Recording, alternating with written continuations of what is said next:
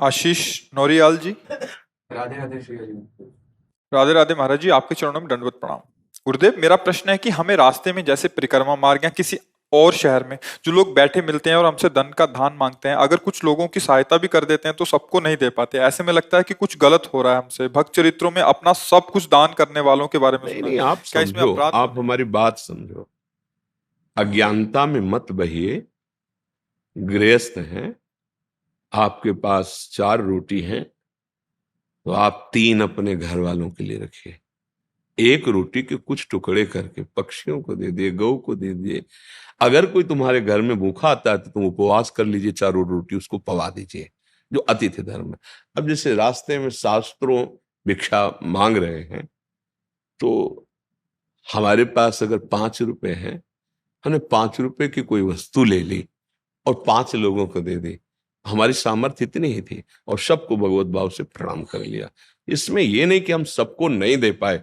नहीं, हम क्या देंगे? तुदीयम वस्तु गोविंदम तुभ्य में समर्पय। आपने जितना दिया है और जितनी प्रेरणा की उसके अनुसार कर दिया है। आपके घर में कोई आता है, भूखा प्यासा है, या ऐसी परिस्थिति को बीमार है, कोई सहयोग करने वाला नहीं, फिर आपके पास ये नहीं सोचना है कि मेरे पास, आपके पास जो है लगा दीजिए, हरि देख लेंगे आपको, पक्का विश्वास कर। पर ऐसी पद्धतियों में हो सकता है वो आपसे मांग के शराब पिए जाके, हो सकता है उसका कुमार्ग में प्रयोग करे। तो धन देने के लिए, जहां भी विदुर जी ने वर्णन किया है विदुर नीति में, महाभारत, धन देने के लिए सत्पात्र का चयन करना चाहिए। ऐसे धन नहीं देना चाहिए, सत्पात्र का चयन।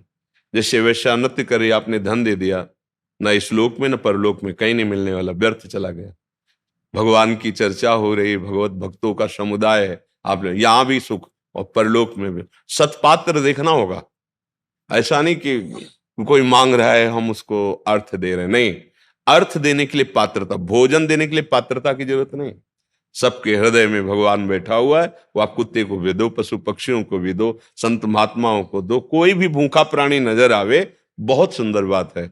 आपके पास 4 रुपए हैं, उससे कुछ खरीद लीजिए और उसको पवा दीजिए। एक को पवा दोगे तो विश्वम्भर भगवान सबके हृदय में बैठे, आपकी सेवा बन। सारे विश्व को तो विश्वम्भर भगवान पवाते, हम तो पवा ही नहीं सकते ना। हाँ, पर एक के लिए हमारी जेब में सामर्थ्य है तो हम एक को पवा दे। अर्थ देने के लिए विवेक का प्रयोग करें, सत्पात्र का। अगर सत्पात्र नहीं है तो फिर उसमें आपकी भी गति जुड़ जाएगी।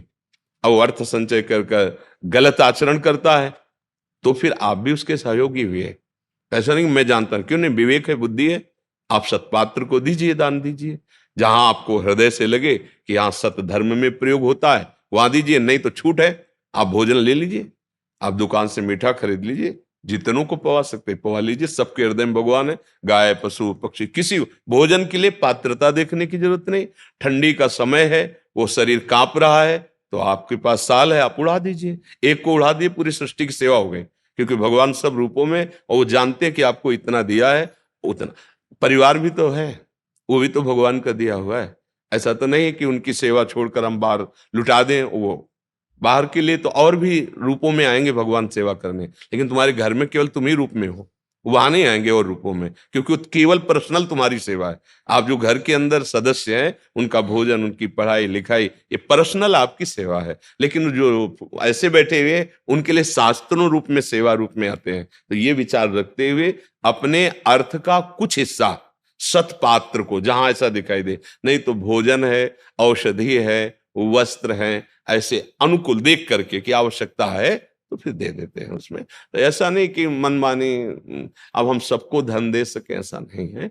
और सब धन लेकर सदुपयोग ही करेंगे, ऐसा भी नहीं है। इसलिए धन के विषय में तो प्रश्नवाचक चिन्ह लग जाता है कि उसकी सत्पात्रता देखी जाए।